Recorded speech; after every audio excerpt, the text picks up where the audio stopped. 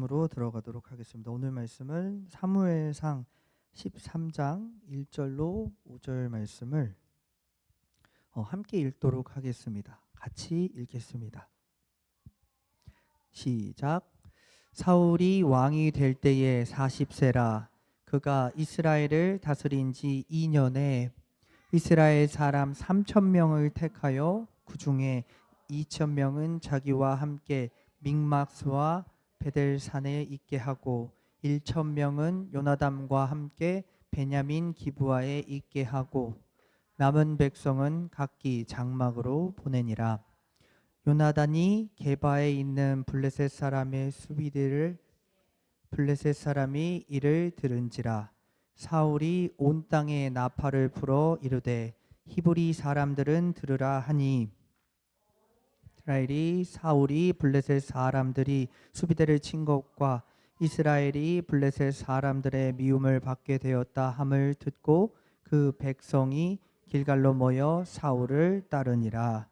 블레셋 사람들이 이스라엘과 싸우려고 모였는데 병거가 3만이요 마병이 6천이요 백성은 해변의 모래같이 많더라.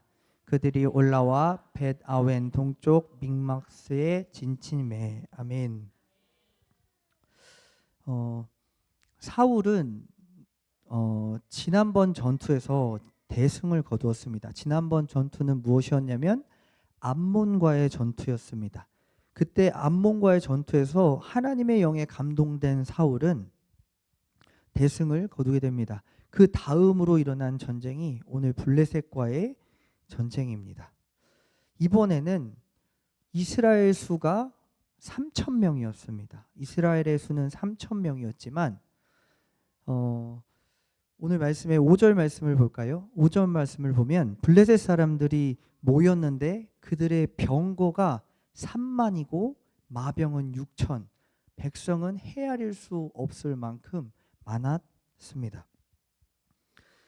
이스라엘 백성 3,000명대 탱크 같은 병거 3만 대만 붙어도 싸움이 되지가 않습니다. 거기에 심지어 말을 타는 자 6,000명이 있고 모래같이 많은 백성들이 그 블레셋 군대를 이루고 있었습니다. 이것은 이전에 치루었던 암몬과의 전투와는 차원이 다릅니다.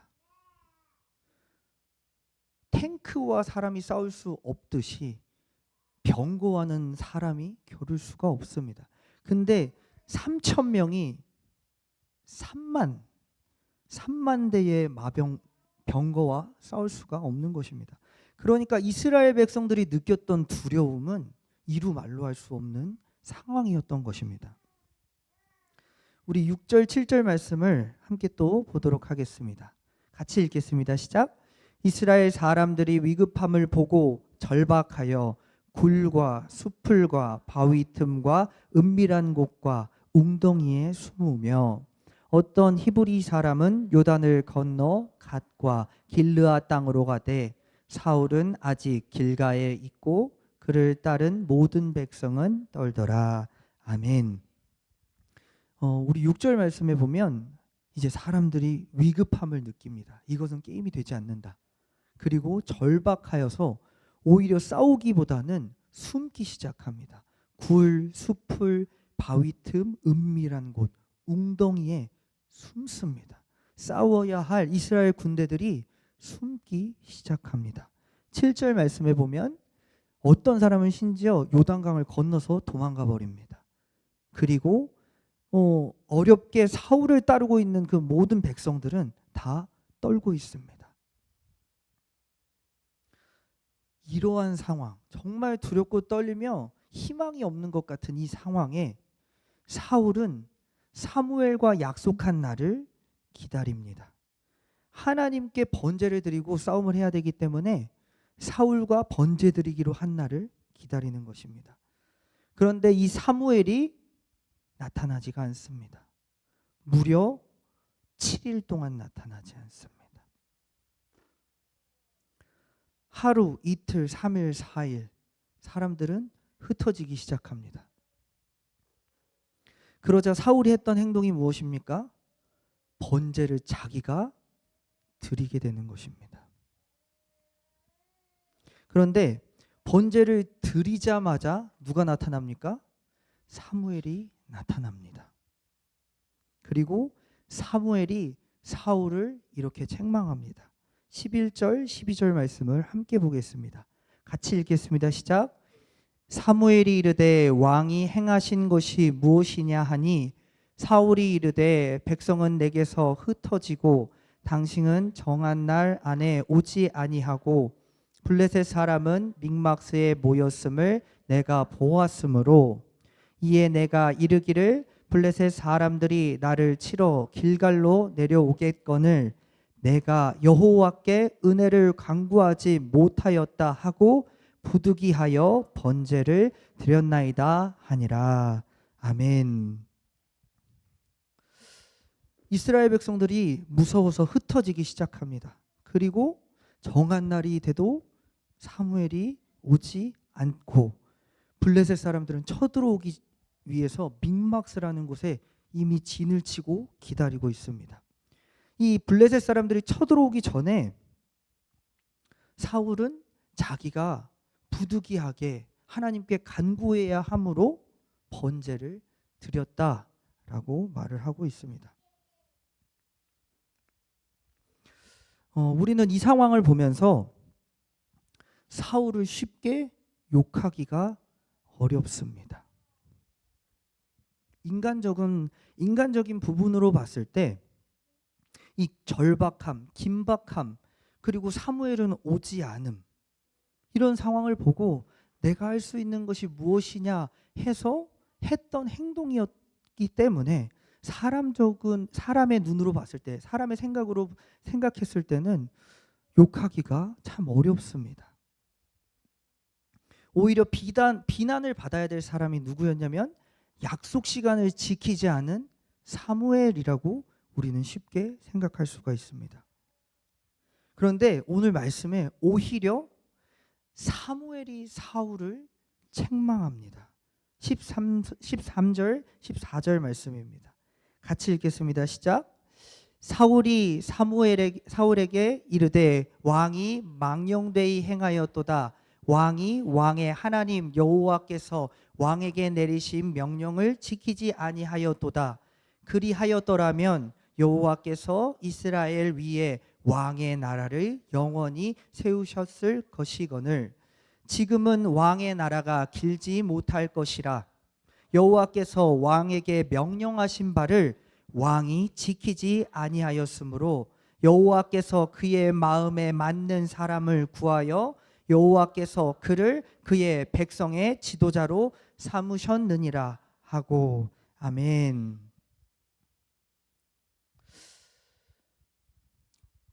사울에게 이렇게 말합니다. 왕이 망령되이 행하셨습니다. 왕은 왕의 왕 하나님의 명령을 지키지 아니하셨습니다. 만약에 그 명령을 지키셨다면 이스라엘 위에 왕의 사울의 나라를 영원히 세우셨을 것입니다. 그러나 하나님의 명령을 지키지 아니하였으므로 당신의 나라가 길지 못할 것입니다. 그리고 하나님은 당신 대신에 하나님 마음에 맞는 자, 곧 하나님의 말씀에 순종하는 자를 왕으로 세우실 것입니다 라고 말합니다. 우리는 여기서 생각해야 합니다.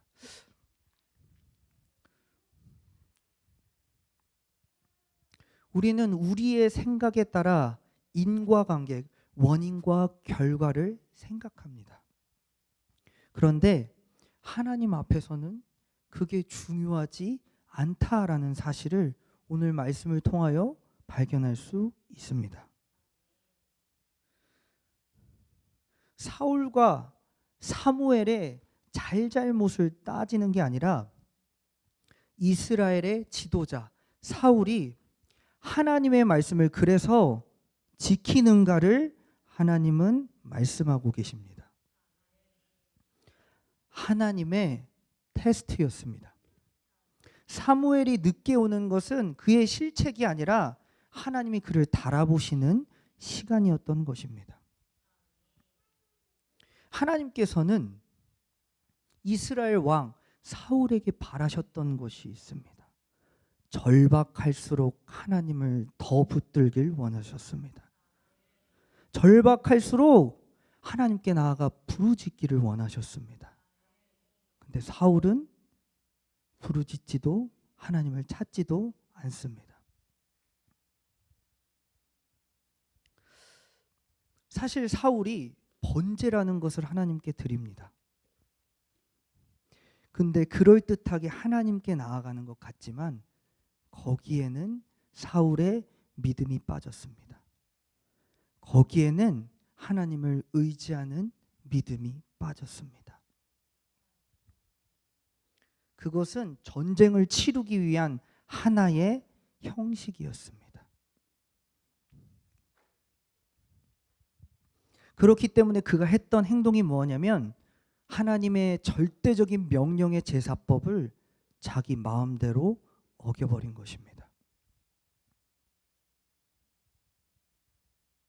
하나님께서는 사울의 그 마음속 깊은 곳에 있는 불신앙을 감찰하시고 들춰내신 것입니다. 사울은 두려울수록 이스라엘의 본이 되어야 되었습니다. 그는 왕이었기 때문입니다. 그로 인하여 이스라엘이 복을 받고 저주를 받기 때문입니다. 그는 왕으로 본을 보이지 못하였고 왕으로서 자격이 미달되었습니다. 그렇기 때문에 사울은 버림을 당한 것입니다. 우리는 깨달아야 합니다. 전쟁은 사람의 수와 방법에 있지 않습니다. 전쟁은 어디에 있냐면 하나님의 명령을 지키느냐 지키지 않느냐에 있습니다. 우리의 인생도 똑같습니다, 여러분. 우리의 인생도 돈과 힘에 있지 않습니다.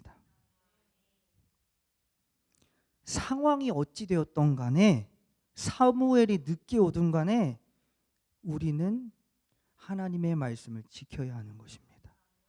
사울은 하나님의 말씀을 지켰어야 했습니다.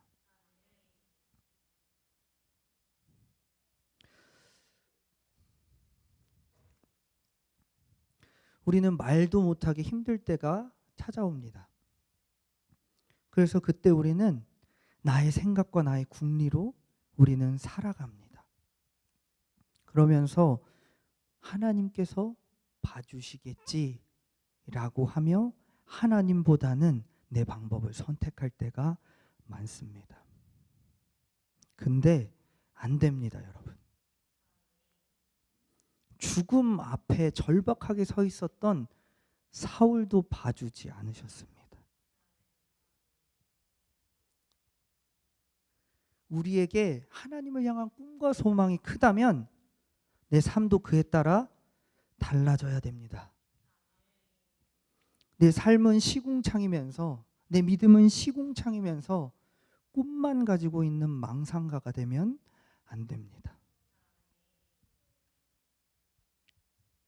우리는 하나님께 소망을 두고 있다면서 내가 급할 때는 하나님의 말씀을 내 마음대로 해석하고 따르지도 않는 모순된 신앙을 가지고 있습니다. 우리가 그렇습니다, 여러분. 어려울수록 그래서 더 하나님을 의지하는 삶을 들어가야 합니다. 어려울수록 더 하나님께 나아가야 합니다. 그게 믿음입니다, 여러분. 어려울 때 하나님을 찾지 않는 건 믿음이 아닙니다, 여러분. 우리는 경험했습니다, 이미. 우리가 하나님을 찾을 때 하나님은 만나주셨습니다.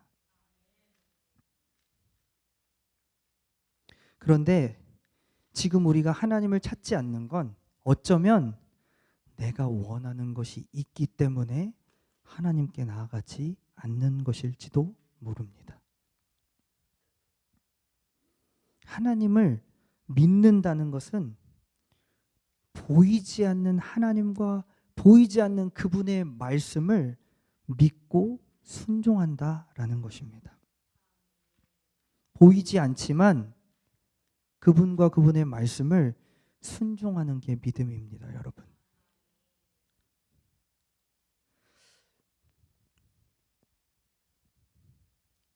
사실 하나님께서는 하나님을 믿음으로 죽기를 작정하기를 바라셨습니다.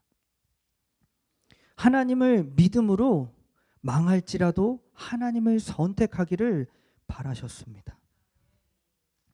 그런데 하나님을 믿는 척 하였지만 하나님을 믿지 못하기 때문에 순종도 할 수가 없는 것입니다.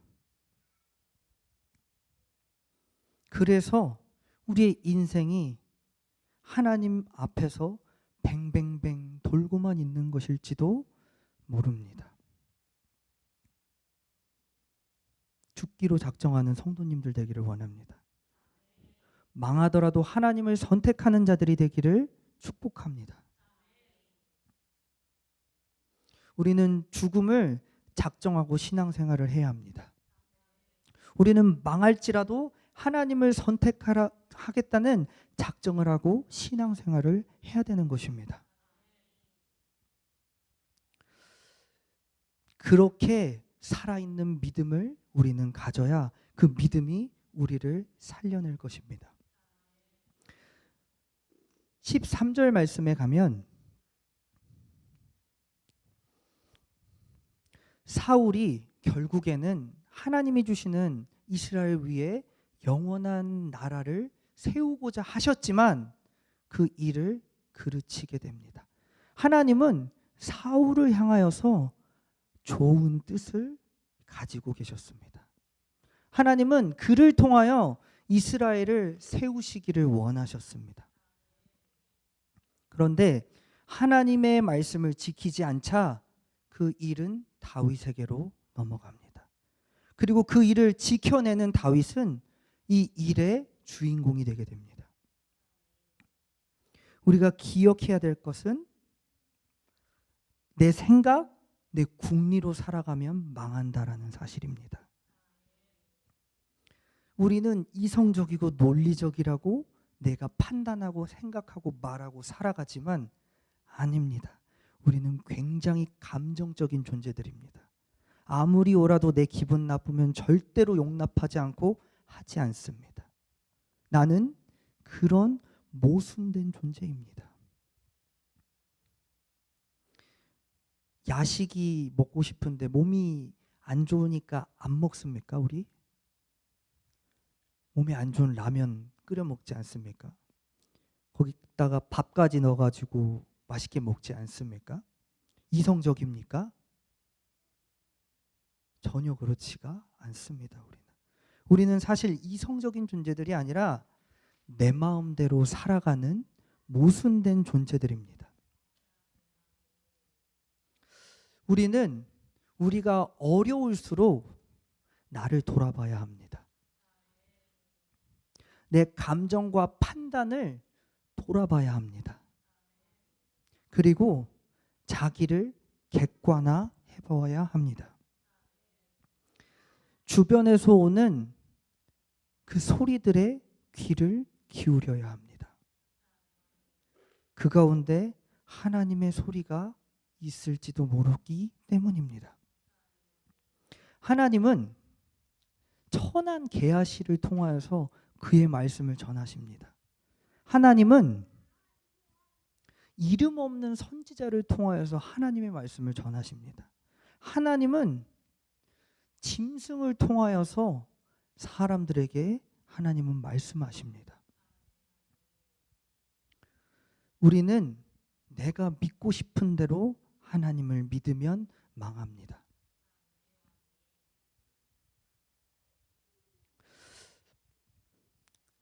사울은 사무엘을 기다리는 그 시간을 가졌어야 되는 것이 아니라 하나님께 부르짖는 시간을 가졌어야 했습니다. 옛날이나 지금이나 가장 중요한 것은 무엇이냐면 어려운 이 순간에 나를 향한 하나님의 뜻입니다. 우리는 그것을 알기 위해서 더욱 부르짖어야 합니다. 근데 우리는 부르짖지 않습니다. 사울은 부르짖지 못했습니다. 왜냐하면 그는 하나님을 신뢰하지 않았기 때문입니다. 그는 하나님의 사랑을 몰랐기 때문입니다. 그는 하나님의 전능하심을 신뢰하지 않았기 때문입니다. 사울의 진짜 문제가 무엇이었냐면 블레셋이 아니었습니다. 사울의 진짜 문제는 불신이었습니다. 하나님을 향한 믿음이 없던 것입니다. 그게 문제입니다. 우리의 삶에도 다른 게 문제가 아니라 내가 하나님을 신뢰하는가가 문제입니다. 하나님을 불신하는 사람은 하나님과 하나님의 일에 함께할 수가 없습니다. 그래서 이스라엘의 가장 중요한 역할을 했던 사울은 그 일에 버림을 당하게 됩니다. 진짜 우리가 두려워해야 될 게 무엇이냐면 하나님께서 나도 사울처럼 바꾸실까 봐 두려워해야 되는 것입니다.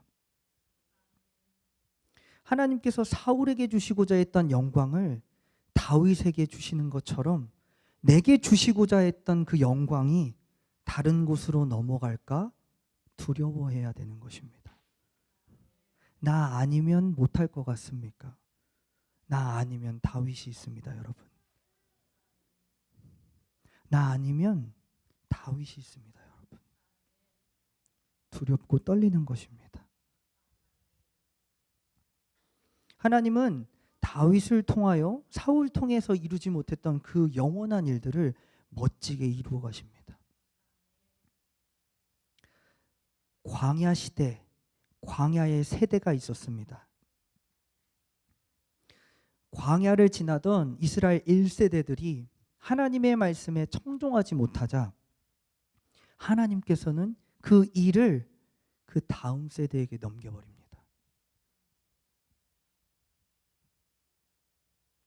하나님의 말씀을 듣지 않자 다른 존재들에게 나의 영광이 넘어가는 것입니다.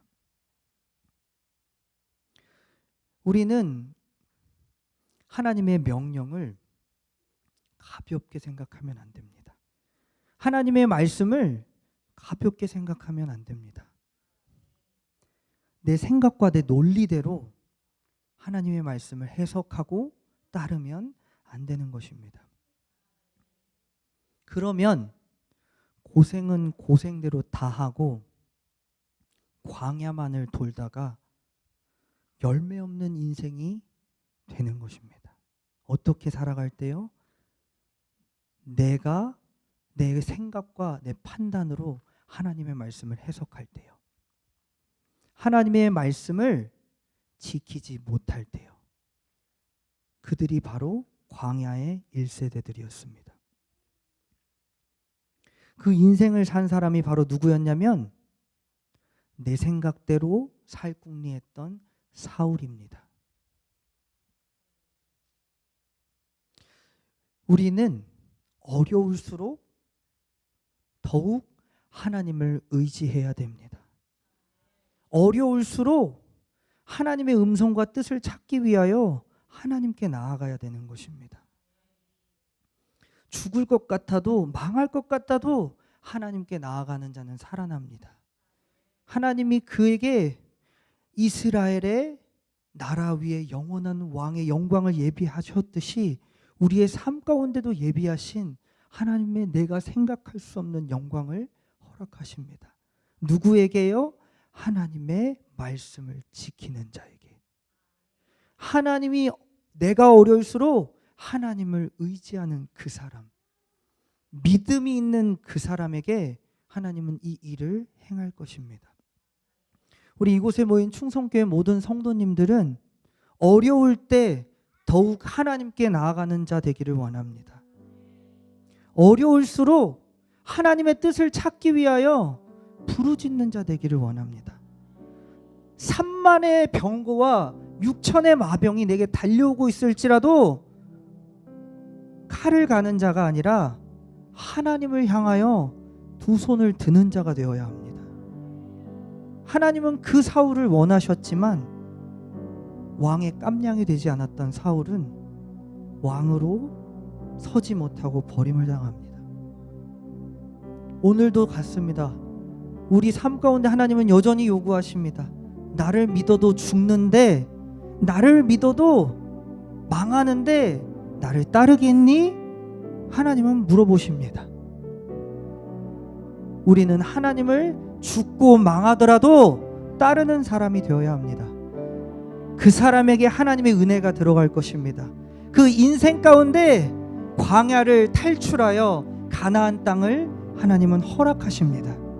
이 시간 우리 간절한 마음으로 주님 3번 부르면서, 하나님, 내 생각대로 내 살궁리대로 나는 살았지만 하나님, 죽으면 죽으리라는 믿음을 가지고 망하면 망할지라고 생각하며 하나님께로 더욱 나아가며 하나님을 예배하는 자리를 지키며 하나님이 기뻐하시는 말씀을 따르는 사람 되게 하여 주시옵소서.